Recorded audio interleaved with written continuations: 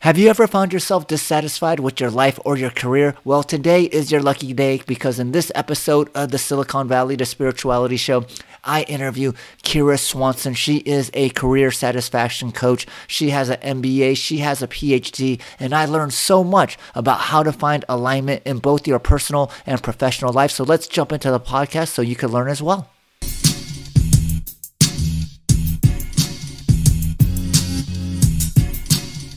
All right. Welcome back, everybody, for another episode of the Silicon Valley to Spirituality Show. This week, I have an extra special guest. Her name is Kira Swanson. She is a career satisfaction coach. She has an MBA. She has a PhD. She has all those acronyms that you want to see after the name of someone that you hire as your coach. She is also the founder of Love Monday, which is her practice that she helps people become much more satisfied in their careers. Kira, welcome to the show. Thanks so much, Seibo. It's great to be here.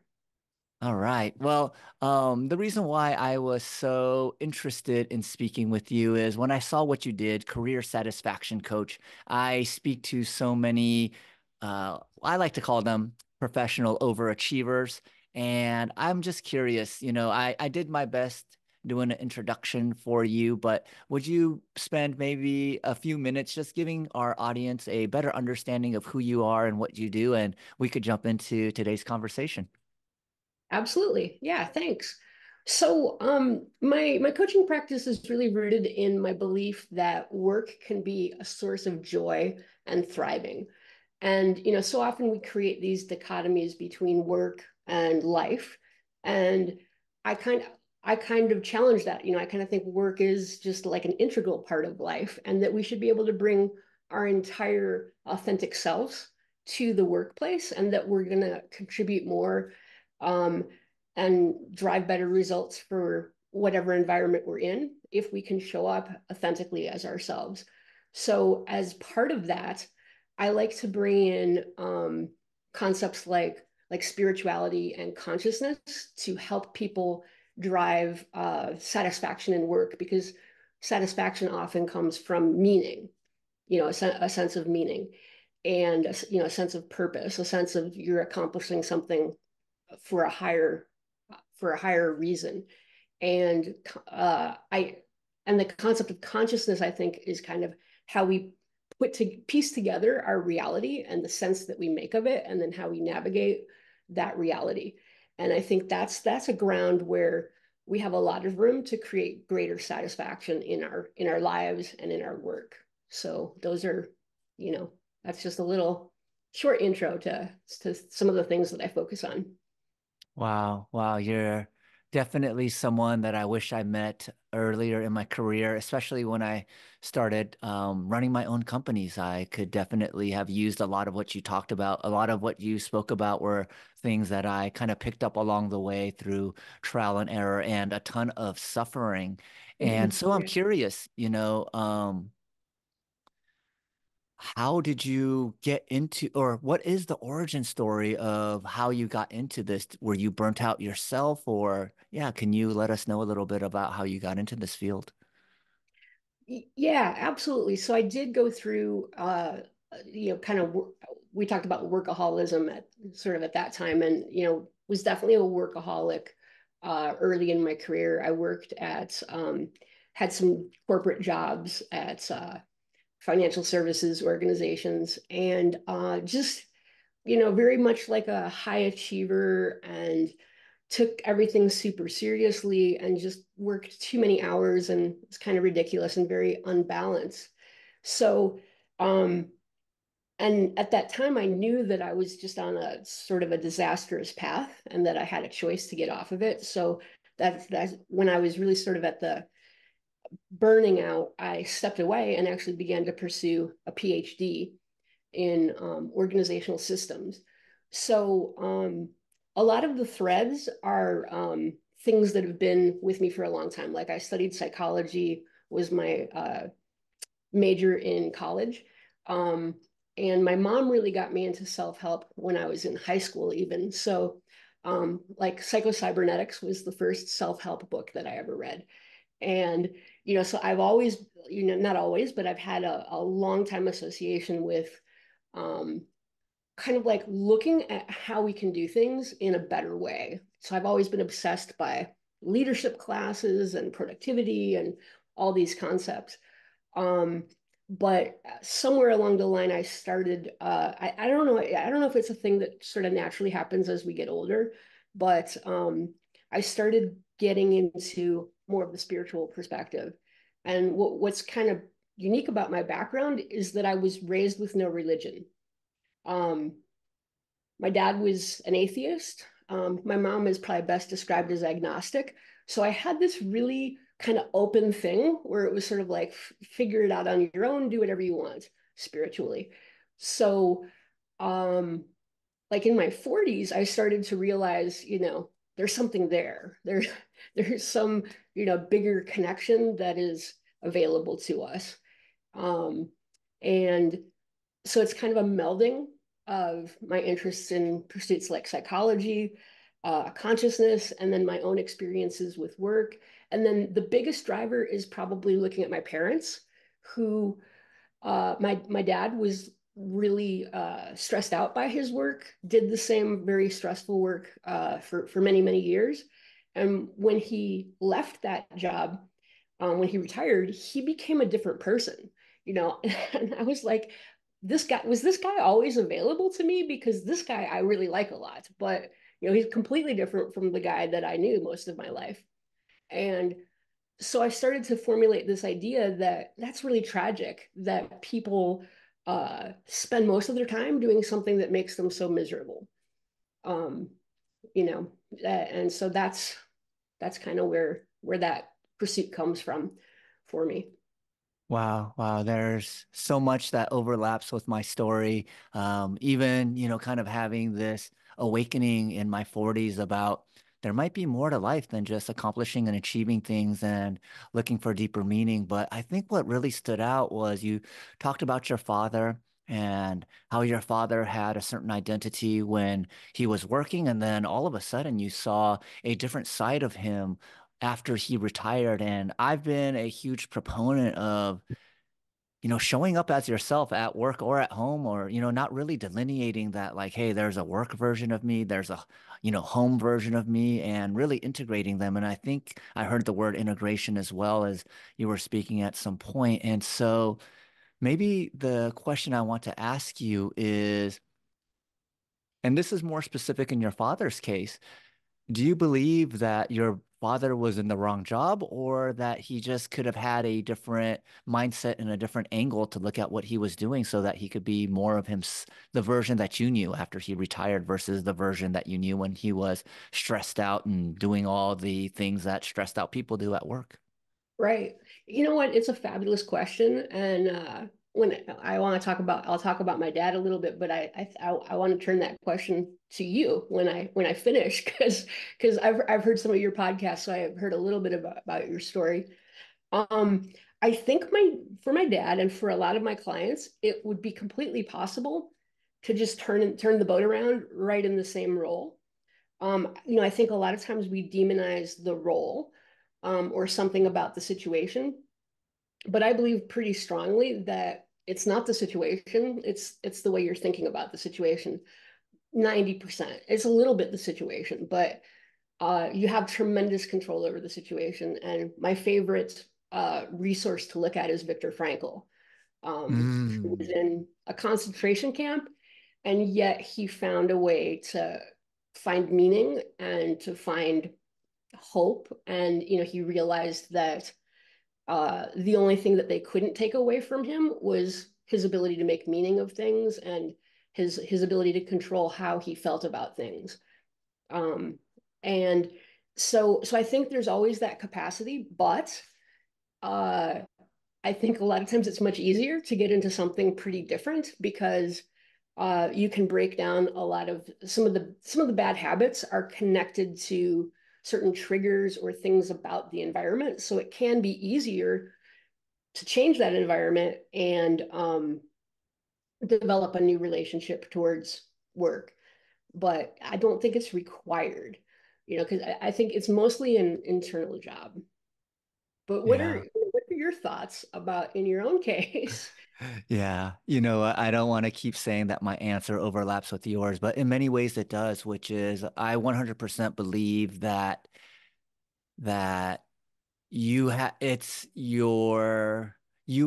the power, you have the sovereignty to look at your job and experience it however you want to experience it based on the belief systems that you have. And at the same time, I also realize, as you said, there's certain triggers, there are certain things in the environment that due to maybe years or decades of cultivating a certain neural pathway to view situation a certain way to make it very difficult to just flip the switch in your head like, hey, I'm going to show up with a good attitude.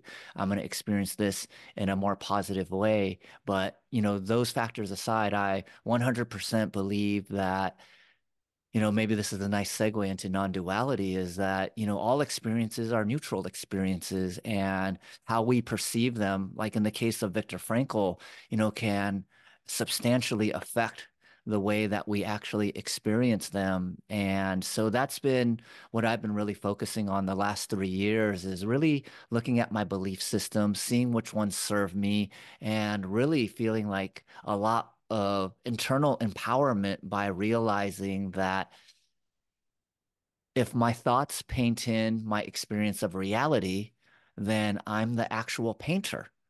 And if I'm the actual painter, then I have a lot more power than I previously realized, which in my previous framework, I thought that these external jobs, material items were the things that would change my inner state.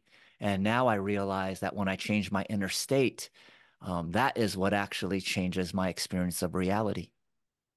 Right. And what I find super crazy, I don't know if you've experienced this, but with myself and with others, I find that when I change my internal state, that things that seem completely out of my control and external to me, they change. And I don't know what's going on. Like I don't try to explain. Well, I talk about theories of why things would be like that, but I don't know. I mean, there's a lot of scientific concepts that could be possibly used to explain some of these things, and there's a lot of spiritual concepts. And I don't pretend to know what the truth is, but I say, I just kind of say to myself, and sometimes I say to my clients that let's act as if this is true and just kind of run with it and behave in a way consistent with that idea, like taking your thoughts create your reality, all the way. Like I can literally create something and just play with it, experiment, see how far you can take it, and who cares why or what's going on. Um, and I mean, like I had this is just a ridiculous little example. Um, it's kind of like law, but it's not. I think law of attraction is probably the wrong words. They talk about like maybe law of vibration and some other mechanisms that are going on. But I had heard an example on a podcast about the interviewer asked, "Have you ever had a negative manifestation?" And the person being interviewed said that uh, a bird pooped on her. And that was something that she had brought on by, kind of being worried about a bird pooping on her. And then suddenly it happened. And I was at my cleaning out a house the other day, and I had dropped a tack on the floor, and I thought, oh, shouldn't have a tack on the floor. I should get that off the floor right away. But the house was, being cleaned, and so the tack was going to, get removed, and I didn't worry about it. So a couple minutes later, I step on something, and I have shoes on, and it's like I don't know what it was, but it was like a rock, like a little pebble thing, and I thought immediately, oh, is that the tack? And it wasn't. It was this little rock thing. And then 2 minutes after that, I step on the tack. So it's just like I can't. I don't know what happened there, but when I get into this mode of really focusing on creating my reality, that these things start happening to me. Good things and bad things and funny things and miraculous things. Yeah, I love that. I love that thought experiment. And I have actually lived that thought experiment for the last 3 years, which is prior to 2020, a lot of planning, a lot of logical and rational linear thinking, Mhm. and I was able to accomplish and achieve a lot of things, but I had to sacrifice my time, my health, many relationships at the same time. And over the last 3 years, whether it was a thought experiment or just a commitment to trusting intuition, I think you could call it whatever you want, but I have noticed that where I focus my attention on, that tends to manifest. And when something would manifest that others would perceive or I would experience as, hmm, this kind of seems like a negative manifestation. With Right. enough time, I have seen that, oh, actually, I was supposed to be here to meet this person, to learn this lesson, so that when something bigger comes up, instead of like a minor or a major setback, it only becomes like a minor setback. And I've seen that I like to call it it's unpredictably reliable Yeah. to function this way. And I don't know about you, but for me, in one of my deep meditations, I was really focusing on spiritual expansion. And one of the messages that I got was, Seibo, if you keep on trying to understand this intellectually, like trying to get to like first principles like Elon Musk, like you just won't be able to figure it out. Time is not linear in higher dimensional planes. So instead Right. of trying to experience it through your mind, try to experience it through your heart. And as soon as I started accepting that, and it took many months, and I would say I'm still in the process of cultivating this trust, but as soon as I started operating more in this way, I started noticing, wow, things do seem to align in funny ways. And it also gave me a better understanding that whatever control I thought I had in the past framework, it was just an illusion of control. Yeah. And that and if it was an illusion of control, then why keep stressing myself out trying to control these things? Exactly. Yeah. I can very much relate.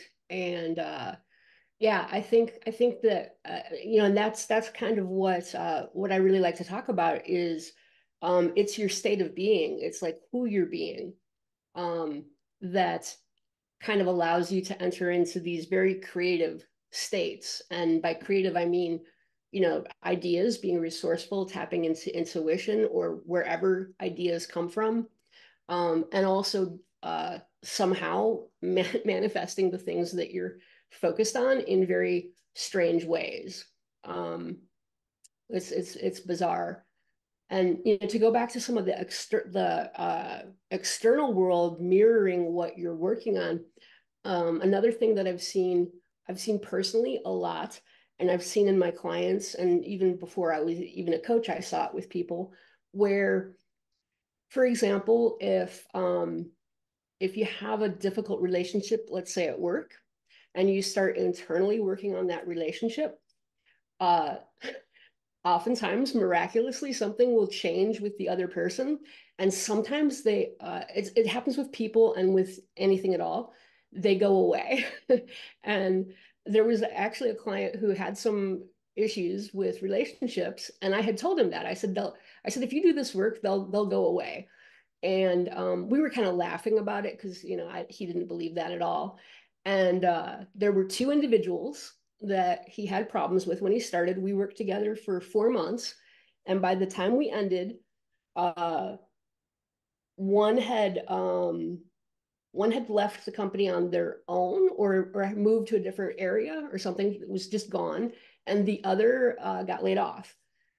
So it was bizarre, like it happened. And he had already made some progress with the relationship that just by doing inner work and realizing, I mean, it sort of came down to some of what was bothering him was more of a projection. And when he cleaned up his own inner state, being in the room with this person suddenly was much easier. And then they went away. So it's funny how that can work. Yeah, you know what this is really stimulating me in me is we were talking about non-duality, and I don't think I've spoken about non-duality too much on this podcast, but I feel like since I have someone with an MBA and PhD, we could talk about metaphysical things and people will Yeah, still think we're somewhat grounded, because of right, these certifications that you've had. And so in non-duality, they talk about that there's only one thing, we could call it God, we could call it consciousness, we could call it energy. And what I had seen in one of my meditations was that my the antagonists in my life, or all the different antagonists in my lives, these were all predetermined to help me grow in my life. And they were more or less mirrors for myself so that, when I encountered these things, it's like, okay, hey, this coworker at work has it out for me. right, And to your point, what I had noticed was that I never had to change other people. It was as soon as I started changing myself, these people that were pestering me or annoying me or triggering me just started disappearing. And when I went into a deep meditation, I asked like what was going on. And so my higher self was telling me, Seibo, yeah, these were actually part of people from your soul family that volunteered to play the antagonist in your life so that you would have some sort of resistance that would cause you to seek help in a way that would allow you to become a better version of yourself. And it right, really kind of like made me look at like all the people that trigger me in politics or other coworkers or friends and family and really kind of see them as my teachers. And whether or not they were conscious of being my teacher, it was irrelevant to me because I could start seeing that each of these things were parts of me that hadn't been reconciled that I could utilize as a catalyst to become a more whole and complete version of myself. right. Yeah. It just popped into my head. Have you studied Ho'oponopono at all? I'm familiar with the concept. Yeah, Lots of yeah. my friends have moved to Hawaii in the last few years. Oh, cool. Yeah. So I saw Dr. Hulen, who Joe Vitale really popularized Ho'oponopono on the mainland. And And so just real quick, just for our listeners that might not be familiar, could you explain this concept to them? yeah, so my understanding of it is that it had a lot to do with family, I believe, originally. And it has to do with it's kind of like how you process conflict, I think. And it's like it's a very, I think it's like a non-dual kind of way of looking at things. It like looks at the energetics of conflict, and there's a lot of forgiveness uh, to help resolve these conflicts. So the modern version, and especially the version that's been popularized on the mainland, is a little far flung from that. So I don't know the traditional thing very well, but the modern version of it is pretty simple. There's a practice that is that it's kind of known by this practice.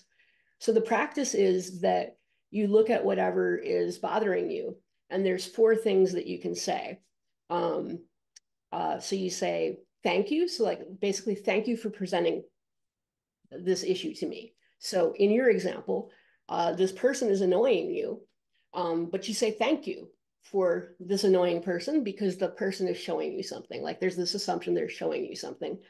Um, I'm sorry. So this is taking responsibility for whatever is wrong. Um, and again, it's very non-dualistic because it's saying that if your neighbor fell down, you're somehow responsible because we're all everything. We're all responsible for everything. So if they fell down, it was your fault in part. So I'm sorry. And then please forgive me for whatever grief I'm causing in the world, which is all grief that's in the world. And then thank you. Um, thank you for forgiving me. Thank you for letting me experience that. Um, so Joe Vitale promoted that you're supposed to say all four of these things whenever you see anything that disturbs you. Dr. Hulen said you just need to say any one of them. He taught Joe Vitale. And what's crazy about Dr. Hulen's story is that he's a psychiatrist, and he was running a ward for people who were incarcerated for they had committed crimes and they were had mental issues, and so they were being incarcerated in some kind of mental institution. And the way he conducted his job was that he would look at the file of the patients, the people in this institution, and he would just look at the file and he would do this Ho'oponopono practice where he would, look at them and be like, I'm sorry. He would read the things that that person had done, and he would take responsibility and say, I'm sorry. Because, again, in this principle, we're all responsible for absolutely everything. And it's like it energetically changes things. So it was really weird because I went to his conference in Toronto with my mom, and I live in the Chicago area. And so we drove back from the conference, and it's like a 400-mile drive. And we would see these drivers who were, I don't know if they're talking on the cell phone or they're drinking or what they're doing, but they're swerving and, that kind of behavior. And I used to just get really mad at people like that and, just like laugh at them or insult them, as I would see these drivers, right? But my mom and I, having been at this conference, we would look at these drivers swerving and we'd say, I love you, and really project that I love this person who's having a hard time. I don't know why they're driving like that, but they're having a hard time. I love you. Please forgive me. I swear. I mean, maybe this just happened once, but I swear they all of a sudden straightened up and, drove fine as we were saying this. So, Mm. there's interesting little things. I don't know if it's connected or it's just me drawing connections, but uh, when you live in that state of attempting to do these kinds of practices, like just everything just gets better, is my finding. Yeah, absolutely. Yeah. And Oh, I forgot the punchline with Dr. Hulan. He, like all these patients started healing, and they eventually closed the place down because they didn't have enough people. They all got better and got out. wow, And he never wow. even saw them in most cases. He would just look at their files and do this practice. Yeah. So different from kind of modern health system where Right. it seems like they want to give you just enough to, I don't want to say stay sick, but not Yeah. be in a optimal physical condition. And I often thought about, where if I was making connections or drawing conclusions to things that had no connection to each other. And whenever I get into a situation like this, I always like to consult with my higher self through meditation. And what my higher self was telling me was that these connections that I make, other people may just dismiss them and I may dismiss other people's connections, but those connections are for them. That's what makes Yeah. sense for them. And it doesn't have to make sense for everyone to be your reality. And, I think we all live in a quite polarized country right now, or maybe even a polarized planet. And to me, it's very easy to just show people that multiple realities could coexist at the same time, and multiple truths are coexisting at the same time. So why would this not be one of those truths? And I think, you know, I don't have a advanced degree behind my name, but I do feel that as a quasi-successful entrepreneur in the past, when I Mhm. start speaking about spiritual concepts and following energy, there is a part of me that's like, okay, I got to be a little bit more grounded or I'm going to lose, complete credibility. But I Yeah. also have enough experience now to know that what I'm saying is absolutely true. It's not Right. like I hope it's true. It's not like I believe it's true. It's that I know it's true, and it's a far deeper understanding than reading books or listening to a podcast that I've heard spiritual teachers talk for a very long time about God consciousness or unity or the Kundalini awakening or activation. And like I understood all of those things intellectually when people would Yeah. describe them to me, but until I started experiencing them somatically through my body, it was just different. So I do feel a much higher level of comfort now saying these things, not really worrying about if people are going to think, oh man, this guy's not rooted in reality. He's talking about frequencies, he's talking about 5D, guardian Right. angels, spirit guides, things of that nature. And I'm Yeah. just curious, for someone like yourself, you have an MBA, you have a PhD. Um, did you encounter like this same internal resistance, or, kind of where are you at with how open you talk about these concepts? Yeah, 100%. And first thing I want to just put out there is that uh like I have that kind of knowledge that you talk about where uh like download kind of knowledge where like you just see that okay, that is 100% truth. Um, I've just had a little bit of that, but I think to me that knowledge is more powerful than certainly than an MBA in that, or maybe not an MBA, but like you, because that's very specific to certain practices and things. But like the education that we have, certainly in elementary school, high school, probably a lot of college, that education is just enrolling us in it's like an indoctrination in how to see things, and it's just one way of seeing things.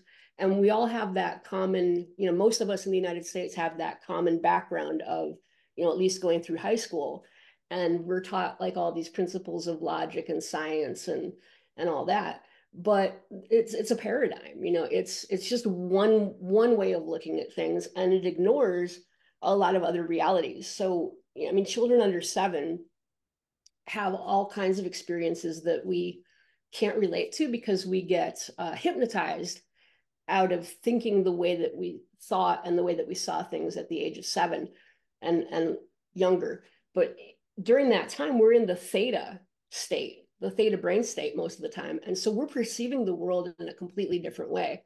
So things like imaginary friends and stuff like that, I kind of think that, there's a reality to it that the child can see, but the grown-ups can't see it because they've been trained out of seeing it, So it's not that the child's making it up, it's that the adults have lost ability to experience what the child is experiencing.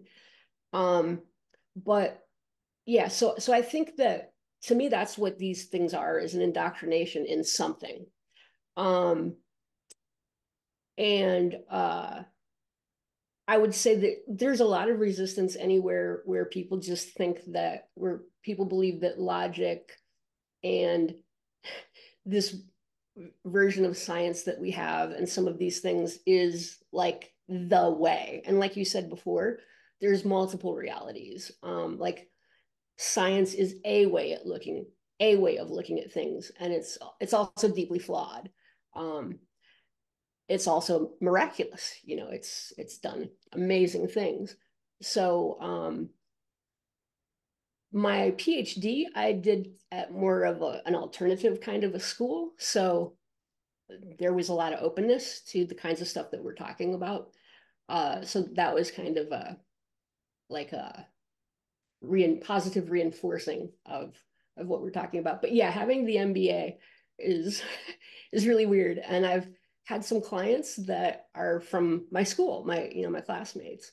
And uh, but it's what I believe is that there's a real hunger for these very left brain people to open up to some. I like to think about it as left brain and right brain.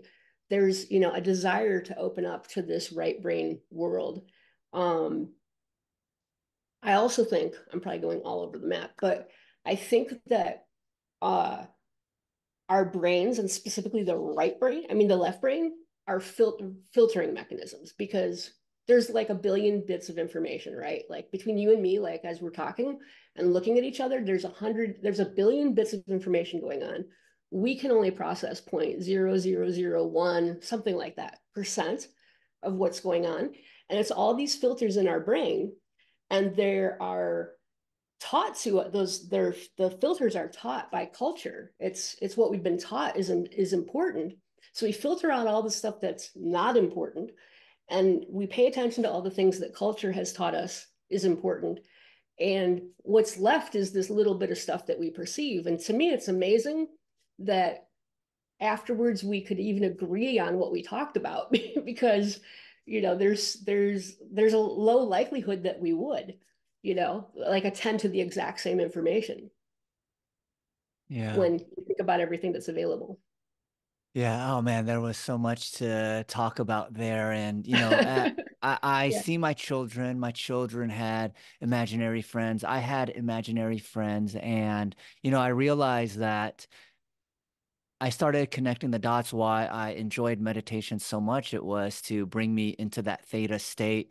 And, you know, much like you described, I believe that we very much exercise our five sense organs, our sight, our smell, our sound, our taste, and our touch. But we have other sense organs that are activated when we were younger. And I believe they reactivate if we have some sort of inner practice that allows us to sense things outside of those five senses. And this is where clairvoyance, clairaudience, things of that nature start coming in. And I do believe that science, especially quantum physics, is getting to a point where a lot of these metaphysical concepts, you know, you won't just have to know it or have faith to believe in it. Now we're starting to get a lot more rational, logical explanations of, you know, wave particle duality, quantum entanglement, things of that nature.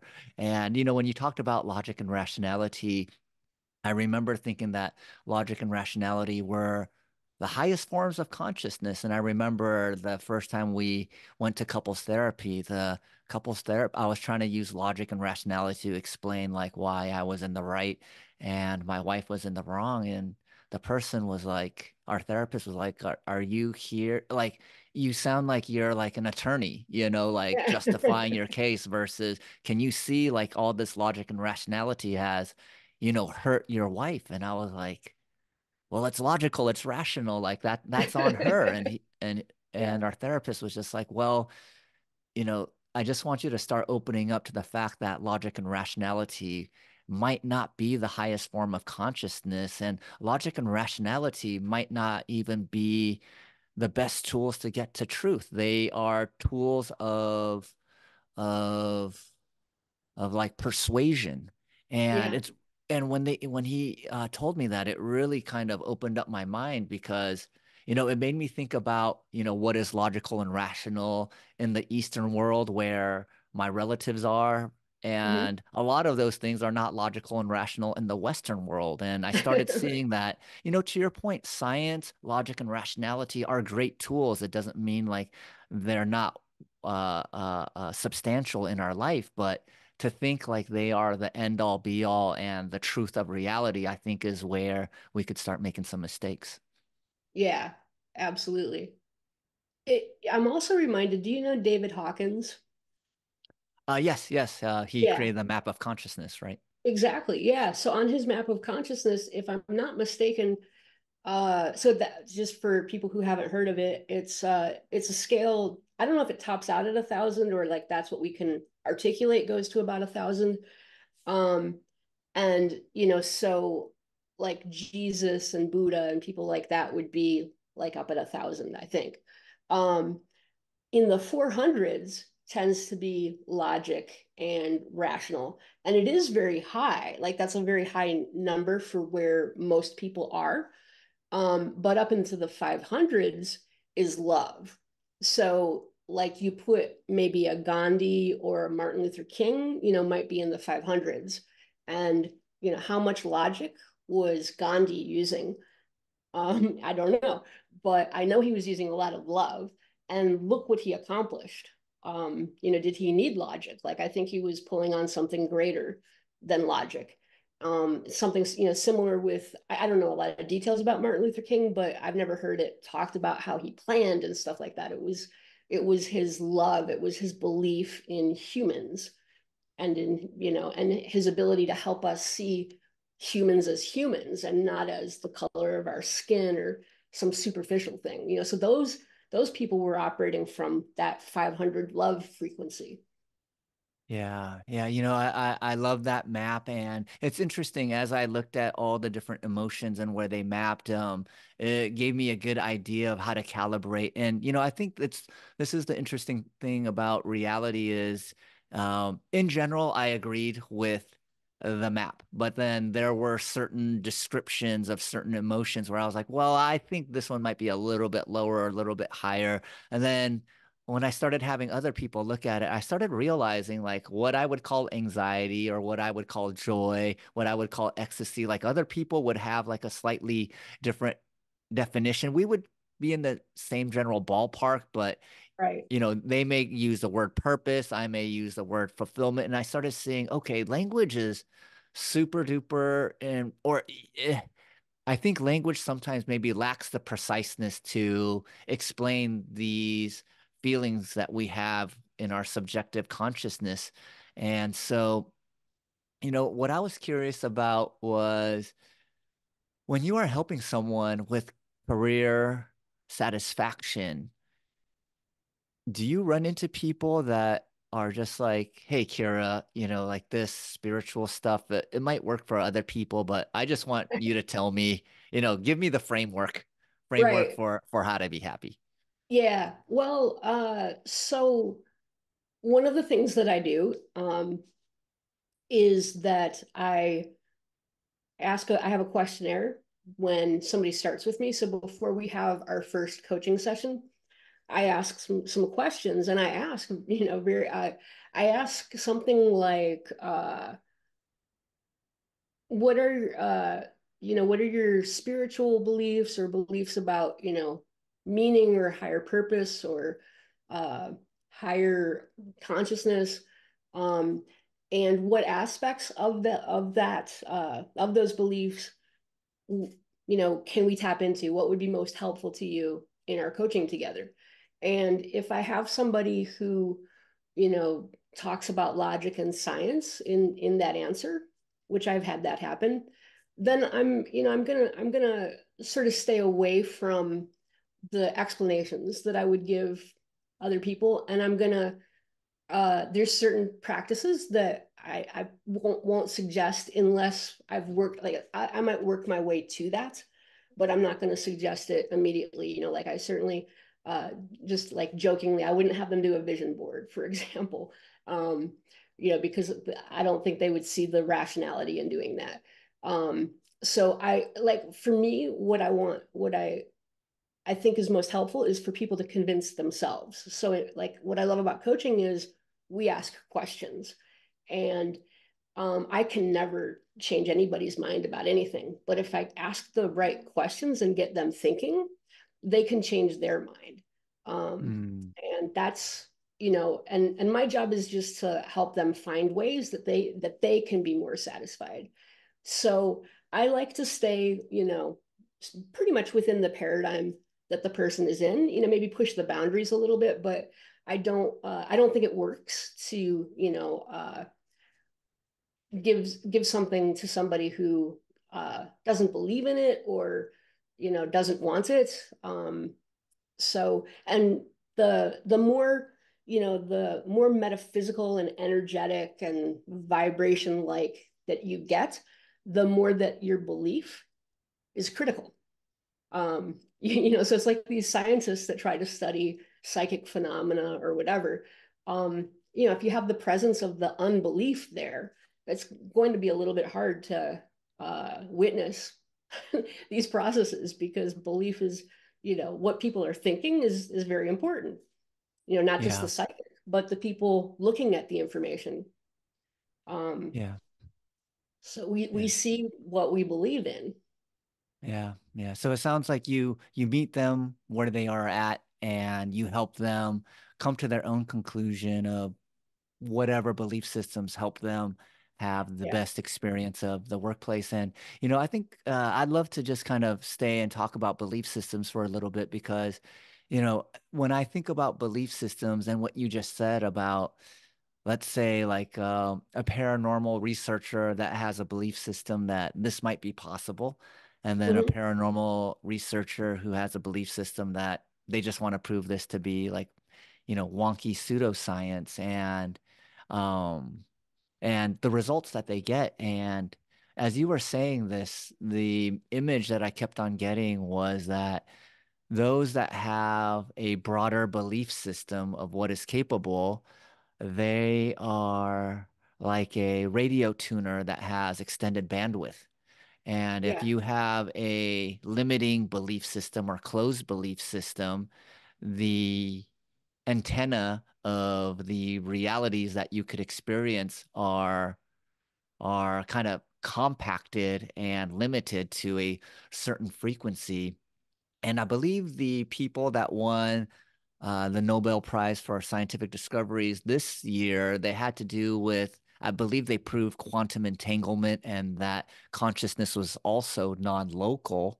And so I believe, everything that we have been talking about today, what gives me even, or not even more, but I've already kind of reconciled that within me. But now seeing that there's additional language that you and I could leverage to help explain some of these concepts, like to me, that does make me feel like so much more empowered to talk more about this and to hopefully, the people that are open to this or just getting open to this, like whatever we're talking about today could just plant the seed and give them permission to broaden their own frequency band. Right. Yeah. Yeah. I love that. And I think it's really important for like me having had an MBA and these kinds of things, like I do have this really strong left brain bent. And sometimes, I mean, definitely all the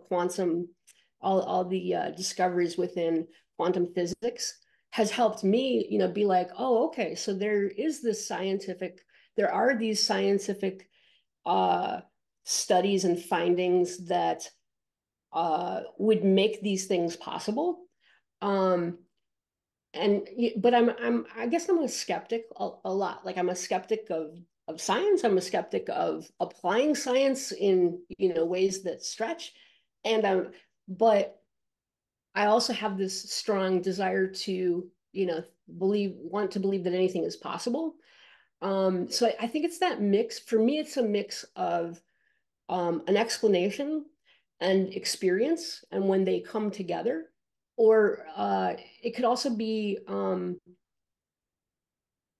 I think, what I was talking about earlier, where somebody asks you some questions about, okay, well, if this is true and this is true and this is possible, then could this happen? Kind of like these mental exercises where you're like, okay, yeah, that could work.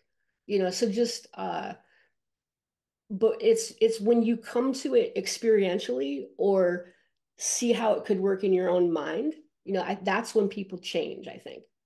Yeah, Um, I love that approach because, you know, when I was working in Silicon Valley, I would say like skepticism was very, very high. Like everything yeah, had to be proved. Prove it to me. And then in the spiritual community, I have seen that the openness is almost like it's like you could tell them anything and they would receive it. And I yeah, believe that having open, skeptical mind is the best way to navigate this because there are so many different things that you can be told, or there were so many things that I was told that I needed to run it through my left brain filter and then yeah, experience it for myself to see that there was some validity to it. And so for me, one of the main things that I want to do, or one of the things that I was most skeptical about, but now I want to be one of the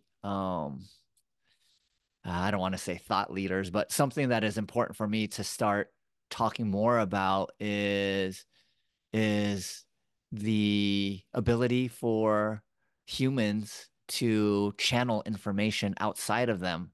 And so I've experienced channeling myself, getting into a meditative state and then allowing information to flow out of my mouth. And so I would say that's probably like the biggest thing that I feel like I'm disclosing on this podcast is, yeah, yeah. on June 1st, I made a commitment that I'm going to channel live for people to see, kind of working up to Nice. that. I think this podcast will come out around June 1st. But I'm curious, what is one of the things that you were most skeptical about that you have then experienced it to be true? Um, so for me, one of the biggest breakthroughs was that in what was it, 2004, I think I was in Assisi, Italy. I was at a conference looking at the ideas of Carl Jung, and there was a priest who was a participant in the conference, and he was a just amazing guy. He was 80 years old. He's a marathon runner, and we became friends, which was just bizarre for me because I like I never had contact with people like that growing up in my like a religious background, and I would ask him all these questions that I had about religion, and he was just fabulous. So um anyway, we had a he did a service for us at a small I don't know I might get the words wrong, but at a small chapel, and he did communion, and I didn't know that as a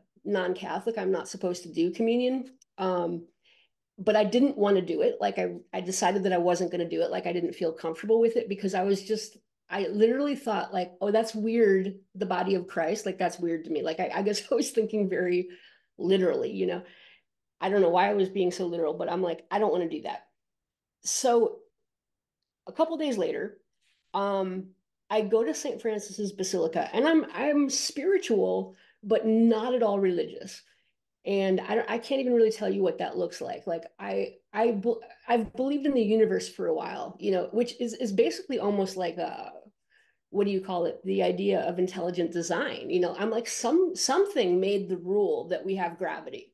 Like who said that? You know, I mean maybe it's not a who, but like it was specified by something. So I'm like, there's that. There's the universe with its laws. So I'm like, I believe in the universe. And I saw it as like a sort of a consciousness. So that's probably where I was at spiritually.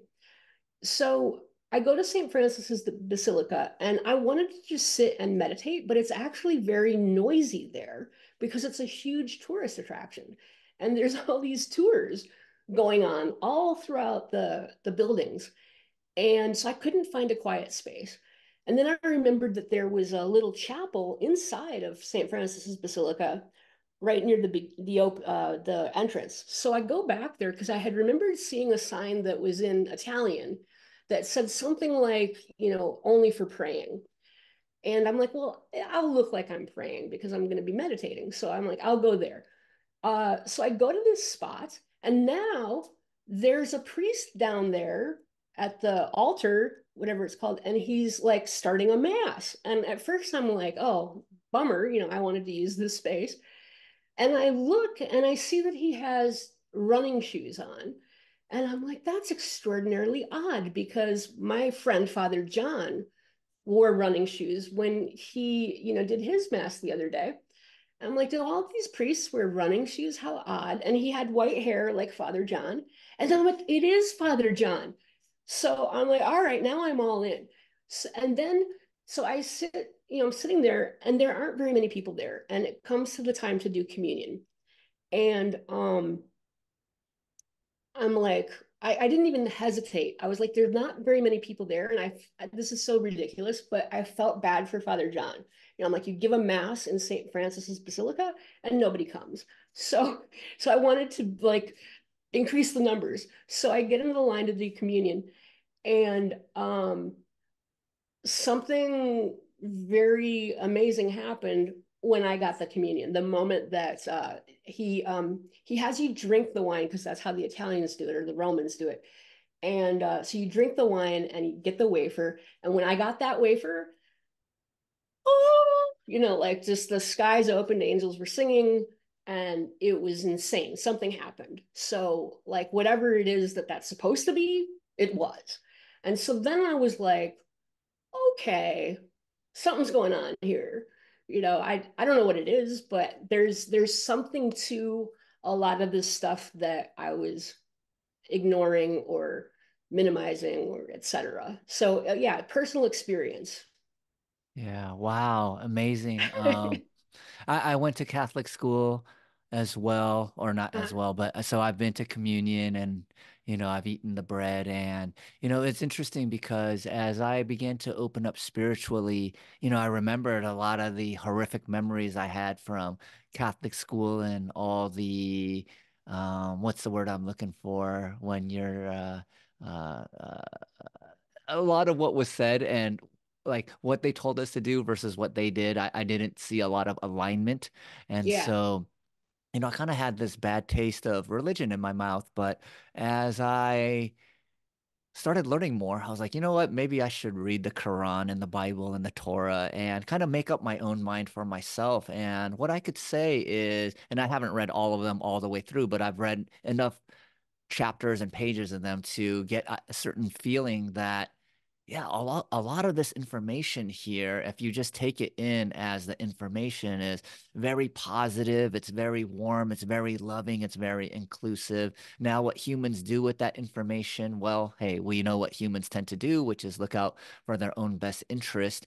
And so I started being able to separate how humans use religion and what religion itself is. And I saw religion more as like, I liked discovering spirituality on my own terms, but I could also see that if I had a framework for spirituality, that would be a nice place to be. So I started kind of loosening up my own view of like what religions are and what the Catholic Church has been doing to young boys or whatever it may be, and just started seeing like what the actual teachings are versus how people are actually utilizing them.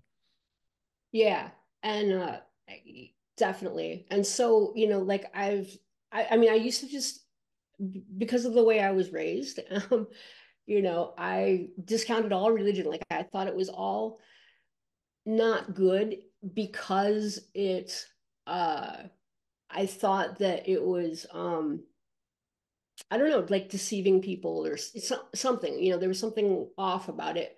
And now I'm like, I think a lot of it is extremely good. I think what happens is that people get involved and people can be very corrupt. Not all of them, but some of them. And so what I think I saw as being off about most religions was this corruption that comes in from humans.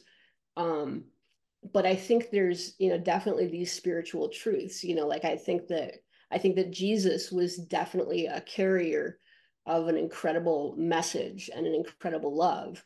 Um, and who was he exactly? I don't know. But he's amazing, I'll say that. And there's other figures, that were amazing. Yeah. Well, I can't believe I'm saying And this on a podcast, but I feel empowered to say it today with you here is I've channeled Christ consciousness before. I asked wow. who Jesus was. Jesus told me that he was a fourth density being graduating to fifth density. Fourth density is a quasi-physical realm where you can be both physical and part energetic. So you will see like auras around their body. And Mm, part of the mm, work that he was doing here was to help humanity raise their vibration, but as a result of helping humanity raise his vibration, or raise humanity's vibration, he would be able to graduate from fourth density into fifth density. And many of the gods that have come, the various gods that various cultures have worshipped, were these higher dimensional beings that were expanding their consciousness by teaching others about non-duality and how to live in accordance with the flow of the universe and the energy behind it. And yeah. so, it's been a wonderful kind of full loop for me to be like, wow, like I was very against like Catholicism and like the atrocities that I've seen from religious wars and things of that nature to really Right. understanding like why, these concepts have stood the test of time over the last few thousand years. And so, thank you so much for giving me the space to talk about these things. And what I wanted to ask you is, well, you've listened to a few episodes, but I always like my last question to kind of be this surprising question. And it's been the same one, so maybe it's not going to be a surprise. But what I wanted to leave our audience with today, Kira, is what is top of mind for you? What is most exciting for you that you want to share with the world today? Ooh, that's well, okay, so here's the thing. So when I look at our current problems of polarity and that's, sort of seems like it's ripping this country apart, and a lot of the world is experiencing similar phenomena. So when I look at polarity and when I look at the climate crisis, kind of regardless of, I know there's various beliefs about why it's happening, but for setting those aside, it is happening. Like I think pretty much everybody agrees that that's happening. So there's this polarity, there's the climate crisis. I think that some people talk about, at least the climate crisis, that technology can save us. I think that good, let's do that. I believe in that. But I think also what could like really be the solution is consciousness. Yeah. And that can solve polarity and and the climate crisis. It could solve everything. So that's my gig is consciousness. Like that's the solution. I knew why I was instantly attracted to you. In a lot of my coaching, I do less of it now. I have a day job again, as head of product, but I still do some coaching on the side. And a lot of my strategy and the way that I do it is it's just about expanding consciousness. And I have the same belief as you is that everyone's going to have their own path of what they want to learn and need to learn in this particular lifetime. But if the goal is to keep expanding consciousness, then your ability to see more of reality. And like you said, we only experience like 0.0001% of the light spectrum of the audio spectrum. So a lot of reality is hidden from us. And as we expand our consciousness, we have more ability to see more of that reality. Or the analogy I like to use is if like at a normal level of consciousness, you see reality at 30 frames per second. As you raise your consciousness, you start seeing reality at 30 frames per second, 60, 240 Right. frames per second. And a lot of those missing frames are where a lot of the um, beautiful kind of higher energetic emotions are like on David Hawkins' scale. Yeah.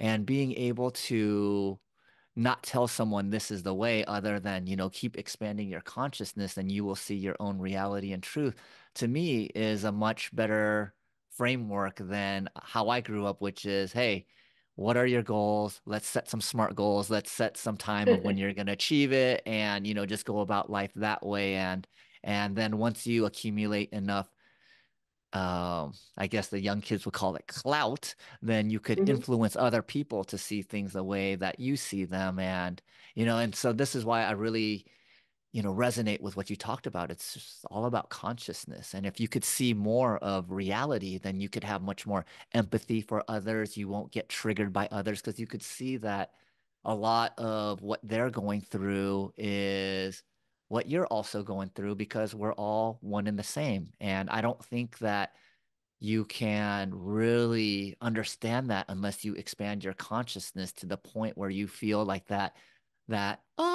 moment when you're at You're right. communion and going, wow, Yeah. okay, this is what it's like. And so Right. I just really wanted to kind of reflect that back to you, like how enjoyable it was for me to hear that. And before we sign off today, Kira, if people who are listening are awakened and they want a better experience with their career and with their life, how do they find you? Best ways are probably my website, which is lovemonday.net. And then I can also be found on LinkedIn, Kira Swanson, KiraSwanson. There are other Kira Swansons, but I'm the oldest, so The wisest. um, yes. And yeah, so I'm, my that's my URL, Kira Swanson, on LinkedIn. So those are the best ways to get in touch with me. All right. Well, I will put those in the show notes. So if you guys want to work with Kira, it's happymonday.net. It's Love Monday. Oh, I'm sorry. Happy Yeah, Mondays is good, but Love Monday, even higher yeah, emotion on the exactly. Hawkins scale. Yeah, And yeah. then Kira Swanson on LinkedIn, the most experienced, the wisest Kira Swanson on LinkedIn. So, Kira, thank you so much for giving me your time today. I feel very honored that you came on. And thank you so much for sharing all your stories. And I have a feeling that a lot of people will start looking at their careers in a different way. And if you need a little bit of hand holding, some assistant, I believe the best investment that you can make, it's not into Bitcoin, it's not into blockchain, it's not into Web3, it's in yourself because we are the creators of our own reality. And if you hire someone like Kira, instead of just kind of stumbling your way, learning them like I did, she can hyper accelerate your growth by giving you a framework and structure on how to really look at your life or your work life in a more positive way. And that will extend into your personal life. So, Kira, thank you so much. And next week, I'll have another awesome guest, but let's focus on this week with Kira Swanson. Kira, thank you so much for being on the show. Thanks, Seibo. It's great. I'm really excited that you've got this platform that you're doing this, and really happy to be here. Yeah. Appreciate it. All right, y'all. I hope you really enjoyed that conversation. As I said, I learned so much. I hope you guys got a bunch of insights and golden nuggets out of it. If you love the podcast, please consider sharing it with a friend, leaving a review, leaving a few comments. That helps with the algorithm. And I will see you next week. Have a great one, everyone.